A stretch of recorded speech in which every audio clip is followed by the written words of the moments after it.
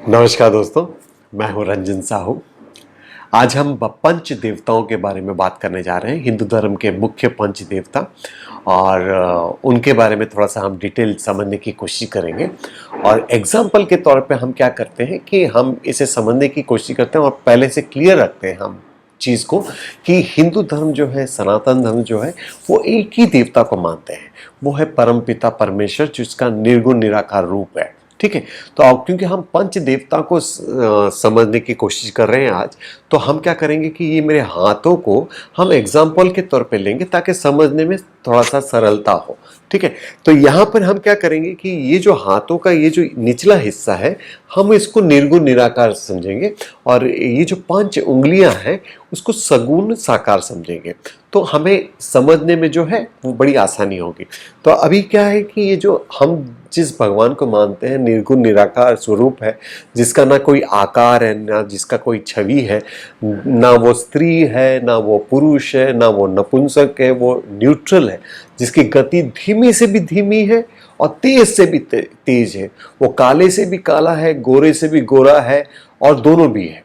और जो कण कण में है और पूरे ब्रह्मांड में, जिसको ना हम पंच इंद्रियों से जान सकते हैं, ना मन से, बुद्धि से, चित्त से, अहंकार से उसे जाना जा सकता है, ना उसके बारे में कुछ समझा जा सकता है।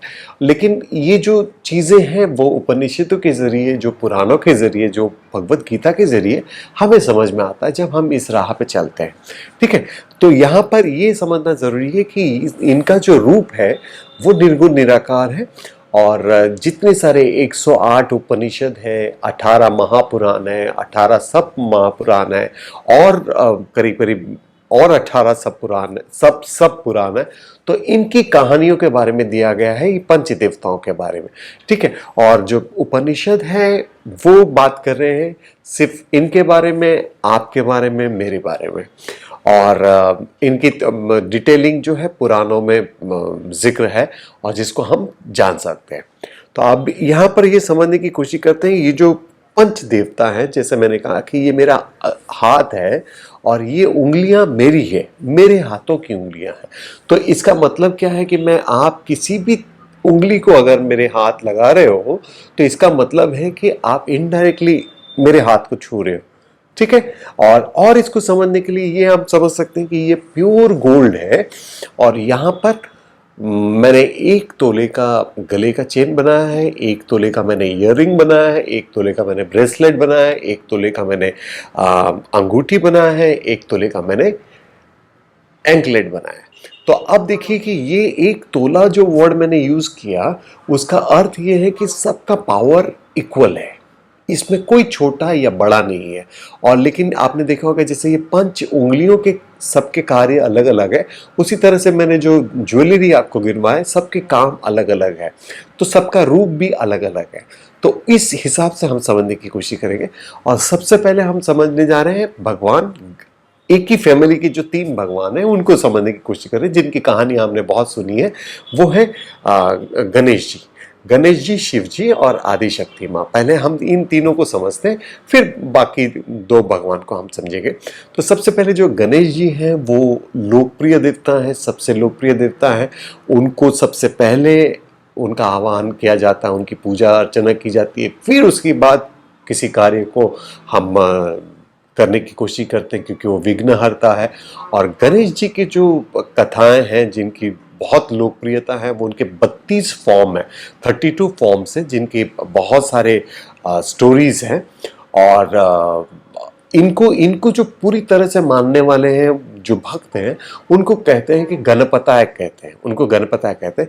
ये गणपति जी का जो शून्य वाला स्वरूप है, उनका वो सगुण रूप है। और ये जो निर्गुण निराकार रूप है, उनको हम कहते हैं महागणपति। ठीक है।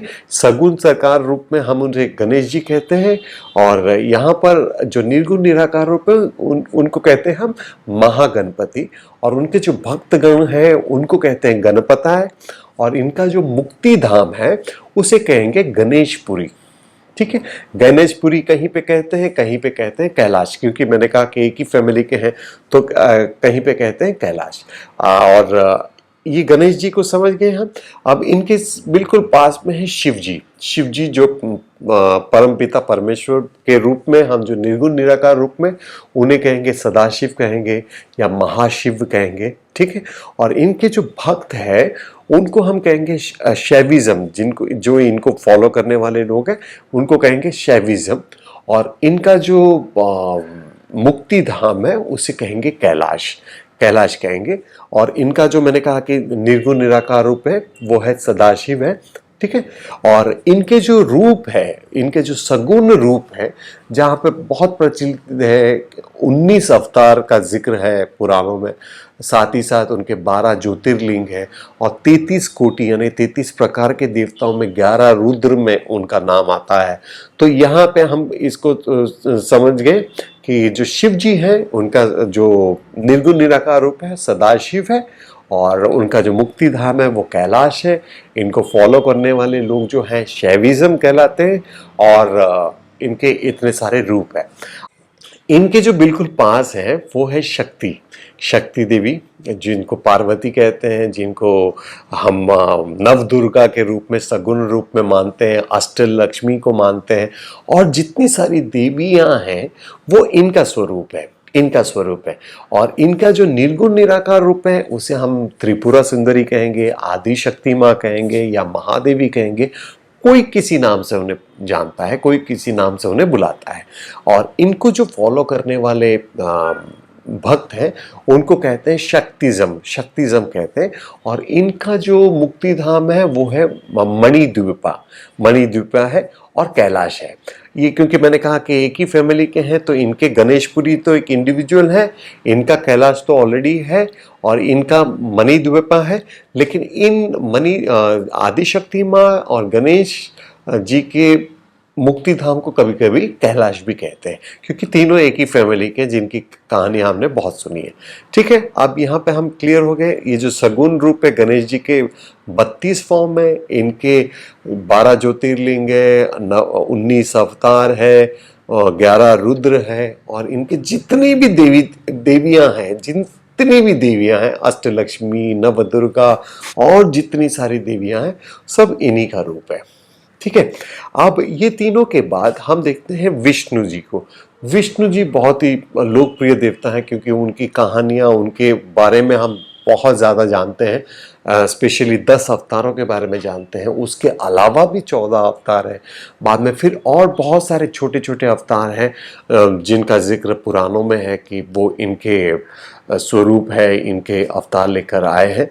और विष्णु जी को हम राम के रूप में, कृष्ण के रूप में, परशुराम के रूप में, नरसिंह के रूप में और तरह तरह के मंदिरों में हम इनकी पूजा अर्चना करते हैं। और इनका जो निर्गुण निराकार रूप है उससे हम कहेंगे महाविष्णु कहेंगे या नारायण कहेंगे। और इनका जो मुक्ति धाम है उसे कहेंगे वैकुंठ। और इनके जो चाहने वाले, इनके जो भक्तगण हैं उनको जो फॉलो करते हैं उनको कहेंगे वैष्णव, ठीक है, वैष्णव कहेंगे। तो अब ये होंगे 4 देवता। और जो ये 5वें देवता हैं उन्हें हम कहेंगे सूर्यदेव। सूर्यदेव और 12 आदित्य हैं, जिनको 12 महीने में हम अलग अलग दिनों में पूजा करते हैं। इनके वजह से ही पूरी दुनिया में, पूरे ब्रह्मांड में लोग जीवित हैं, क्योंकि सूरज की रोशनी अगर 5 मिनट के लिए भी बंद हो गई तो कोई संसार में जिएगा नहीं। तो सूर्य देव है। और अगर भगवान की महिमा को देखना है तो इनके रूप को देख सकते हैं, क्योंकि इनसे हमें पता चलता है कि भगवान की कितनी पावर है, ठीक है। इन सभी का वैसी ही पावर, क्योंकि वो हम अपनी आंखों से देख नहीं पाते, हम सिर्फ फील कर पाते हैं, लेकिन इनके पावर को हम आंखों से देख पाते हैं। अच्छा, यहाँ पर मैं ये क्लियर करना चाहूँगा कि जैसे मैंने कहा कि सगुण रूप में हम सूर्यदेव को 12 आदित्यों में गिनते हैं और इसका निर्गुण रूप जो है वो सूर्यदेव ही है। लेकिन यहाँ पर ये समझना बहुत जरूरी है, जो सूर्यदेव हम देख रहे हैं वो सूर्यदेव की हम बात नहीं कर रहे हैं। पूरे ब्रह्मांड में जितने सारे सूर्यदेव हैं और उनको जो प्रकाश करने वाले देवता हैं वो सूर्यदेव है, जिनका निर्गुण निराकार रूप है, ठीक है। और इनका जो मुक्ति धाम है उसे हम कहेंगे सूर्यलोक, सूर्यलोक कहेंगे। गणेश जी, शिव जी, आदिशक्ति माँ, विष्णु जी और यहाँ पर हो गए सूर्य देव। यहाँ पर हो गए निर्गुण निराकार में महागणपति, सदाशिव, महादेवी, नारायणा, सूर्यदेव। ठीक है, इनके भक्तों को कहेंगे गणपताय, शैविज्म, शक्तिज्म, वैष्णविज्म और शौर्य। ठीक है, और जितने सारे पुराण हैं, 18 पुराण, 18 सब पुराण, वो सब इनकी कहानियों के ऊपर है। और ये जो 108 उपनिषद है उनके बारे में भी इनका जिक्र है, और ज्यादातर उनका जो निर्गुण निराकार रूप है उसके बारे में जिक्र ज्यादा है। ठीक है, यहाँ पर ये हम क्लियर हो गए। अब ये समझना बहुत जरूरी है कि एक स्मार्ता ट्रेडिशन है, स्मार्ता ट्रेडिशन जिसे पंच यातना पूजा कहते हैं उन्हें। तो वो क्या कहते हैं कि स्मार्ता ट्रेडिशन, मैंने जैसे ये बताया कि ये 5 अलग अलग भक्तगण हैं, लेकिन ये स्मार्ता ट्रेडिशन और एक ट्रेडिशन है जहाँ पर ये पंच यातना पूजा करते हैं, यानी कि वो अपने घर में ऐसे मंदिरों में पूरे 5 देवताओं को पूजा करते हैं। और अगर मान लीजिए कि उनके जो इष्ट देवता यानी मेरे चहीते देवता या मेरी कुल देवी या कुल देवता अगर है कोई, तो उनकी पूजा भी करते हैं। तो ये 5 देवता के बाद वो छठे देवता को वो मानते हैं। तो मुझे उम्मीद है कि आप लोग समझ गए होंगे हमारे हिंदू धर्म के 5 देवताओं को, और 5 के पावर इक्वली ग्रेट है। अगर कोई कहे कि परम पिता परमेश्वर जो है वो सदाशिव है तो आप करेक्ट हो। वो कहें कि महाविष्णु है, आप करेक्ट हो। वो कहें कि महागणपति है, आप करेक्ट हो। अगर वो कहें कि आदि शक्ति माँ है तो आप करेक्ट हो, और कहें कि कोई सूर्य देव है तो आप करेक्ट हो। तो यहाँ पे कोई मतभेद नहीं है, सिर्फ नाम अलग अलग है, कोई किसी नाम से पुकारता है, सबके पावर अलग अलग है, और सब एक ही देवता से जो हमारे परमपिता परमेश्वर है उनका स्वरूप में अलग अलग हमें प्रकट दिखाई देते हैं। उनकी छवियां हमने देखी हैं, उनकी मूर्तियां हमने देखी हैं, उनके पिक्चर्स को हमने देखा है।